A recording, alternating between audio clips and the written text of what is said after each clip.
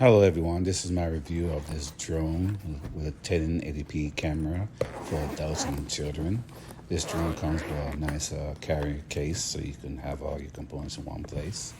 It has a controller, battery, the drone, and some bumpers so you can put on there to protect your drone as well. Just add 3 AA batteries to your controller.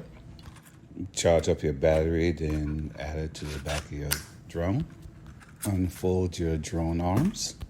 Download and connect the app to your phone to the wireless that's been emitted from the drone.